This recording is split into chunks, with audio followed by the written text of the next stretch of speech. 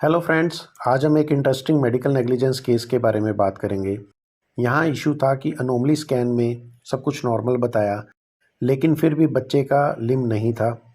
यहाँ डिस्कशन हुआ कि जो रिपोर्ट हम देते हैं उसकी वर्डिंग्स के बारे में एंड टाइमिंग ऑफ स्कैन के बारे में। रिसेंटली नेशनल कमीशन में 30 जुलाई को इस पर अपना फाइनल रिजल्ट दिया है।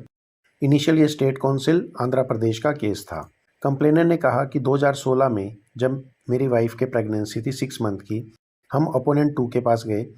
उन्होंने अनोमली स्कैन करवाया टू रूल आउट अनोमली, लेकिन स्कैन की रिपोर्ट थी टोटली नॉर्मल। उसके बाद 2-3 महीने बाद जब बच्चा डिलीवर हुआ तो उसके कंप्लीट लेफ्ट आर्म नहीं थी। इसके ऊपर जब हम डॉक्टर्स के पास गए, उन्होंने अपनी नेग्लिजेंस को एक्सेप्ट किया और बोला कि हम इसका आपको कंपनसेशन देंगे, लेकिन बाद में उन्होंने मना कर दिया।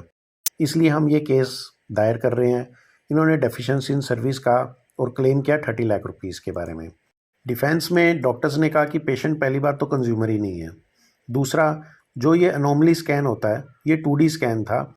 ये जस्ट कुछ ऑब्जर्वेशन बताता है, ये कभी भी कंक्लूसिव नहीं होता। और 2D स्कैन का जो आइडियल टाइम होता है वो 18 से 23 वीक का होता है, लेकिन पेशेंट हमारे पास आया वो 26 वीक का था। तब तक फीटस जो होता है उसका हेड बड़ा हो जाता है और फिक्स हो जाता है, जिसके कारण मूवमेंट्स पॉसिबल नहीं होती और अनोमली स्कैन प्रॉपरली आप नहीं देख सकते। डिफेंस में गायनेकोलॉजिस्ट ने कहा कि भाई मेरा तो इसमें कुछ भी नहीं है, ना मैंने रेडियोलॉजिस्ट हूँ, ना मैंने अल्ट्रासाउंड किया, तो मैं तो इसमें कहीं पे भी मेरा प्रॉब्लम आती ही नहीं है। स्टेट कमीशन ने जो नोटिस किया वो कहते रिपोर्ट में डेफिनेटली डेफिशिएंसी है, क्योंकि कहीं ना कहीं बच्चे की लिम्ब ही नहीं है।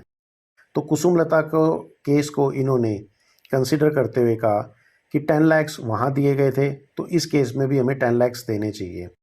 गायने के खिलाफ कोई भी ऐसा केस नहीं बनता, ना प्रूव होता कि वो नेग्लिजेंट है, तो सिर्फ रेडियोलॉजिस्ट और उसके सेंटर को ही पे करना है।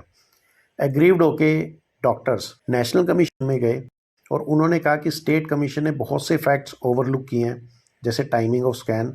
यहाँ पे हमने 26 वीक्स पे स्कैन किया है, जो आइडियल टाइम 18 to 23 वीक्स होना चाहिए। ऐसे में प्रोबेबिलिटी जो अनोमली मिस करने की है होती है। और रिपोर्ट में जिसमें क्लियरली लिखा हुआ है टू द एक्सटेंट विजुलाइज्ड, मतलब जितना हमें दिख रहा है उसके हिसाब से कोई स्कैन में प्रॉब्लम नहीं है।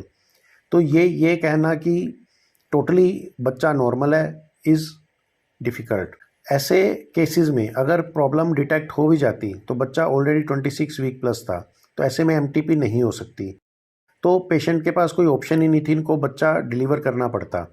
इन्होंने बहुत से पेपर प्रेजेंट किए जो ये टाइमिंग ऑफ स्कैन और उससे रिलेटेड प्रॉब्लम्स को शो कर रहा था कि इन्होंने कहीं भी गलती नहीं की है। नेशनल कमीशन ने ऑब्जर्व किया कोई भी अनोमली है वो 100% डिटेक्ट नहीं कर सकती, और इन्होंने जो रिपोर्ट किया है वो अकॉर्डिंगली रिपोर्ट किया है। ये अनडिस्प्यूटेड है कि जो फीटस का टेस्ट हुआ है वो 26 वीक्स पे हुआ है, और उस टाइम बच्चे का हेड इतना बड़ा हो जाता है जो विज़न को रिस्ट्रिक्ट करता है, क्योंकि बोन्स भी काफ़ी उसमें आ जाती है। लेकिन ओपोनेंट ने यह सब कुछ इंटीमेट किया या नहीं किया इसका कोई प्रूफ नहीं है। दूसरा, ओपोनेंट ने 2D स्कैन किया था, ना कि 3D स्कैन। जो 2D स्कैन है उसका आइडियल टाइम 18 to 23 वीक्स है। पेशेंट आया, अगर उसको कुछ डाउट था या इन्होंने जैसे रिपोर्ट में लिखा हुआ है कि टू द एक्सटेंट विजुलाइज्ड, तो ये पहले ही कह रहे हैं कि हम श्योर नहीं है कि अनोमली है या नहीं है। आपने पहले भी अनोमली नहीं करवाई और आपने बाद में भी अनोमली का कोई टेस्ट नहीं कराया, जैसे कि 3D स्कैन। तो ऐसे में कहीं पे भी नेग्लिजेंस एस्टेब्लिश नहीं होती। इन्होंने अपील को एक्सेप्ट करके स्टेट कमीशन के ऑर्डर को कैंसिल कर दिया। टेक होम मैसेज की बात करें फ्रेंड्स, हमेशा हमारा कोई भी डॉक्यूमेंट्स है, चाहे वो डिस्चार्ज कार्ड है, चाहे ओपीडी है, चाहे अल्ट्रासाउंड की रिपोर्ट्स हैं, उसके जो वर्ड्स हैं और जो लैंग्वेज है, वो लैंग्वेज और वर्ड्स प्रॉपरली यूज़ करने चाहिए। जैसे इस केस में इन्होंने लिखा था कि टू द विजुलाइज्ड एक्सटेंट, जितना पार्ट हमें दिख रहा है वो नॉर्मल है। सिर्फ इतनी सी चीज़ के लिए ये बच गए। अगर ये सिंपल लिख देते कि भाई अनोमली नहीं है, तो शायद केस का रिज़ल्ट डिफरेंट होता। कभी भी अपने ट्रीटमेंट को या आपकी रिपोर्ट को स्टैंडर्ड ट्रीटमेंट के से कंपेयर करके आप उसको सपोर्ट करो। जैसे इन्होंने बहुत से पेपर प्रेजेंट किए, यहाँ पे पेपर प्रेजेंट हुए कि जो अनोमली स्कैन है वो 18 to 23 वीक्स पे होना चाहिए। 23 वीक्स के बाद कभी भी स्कैन होगा तो उसमें फेस बड़ा हो जाता है, बच्चे का हेड फिक्स हो गया, बोन्स के कारण बहुत सी अनोमली मिस हो सकती है। तो वो चीज़ें आप प्रूव कर सकते हैं।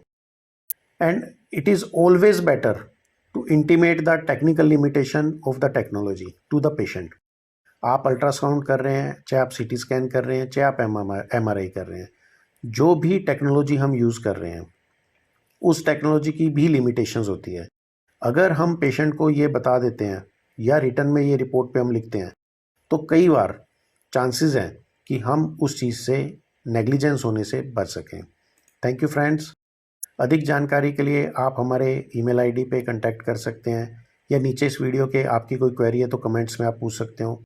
इस वीडियो को अधिक से अधिक शेयर और सब्सक्राइब करें ताकि लो के वर्ड हर डॉक्टर को पता हो और वो अपनी प्रैक्टिस आराम से कर सके।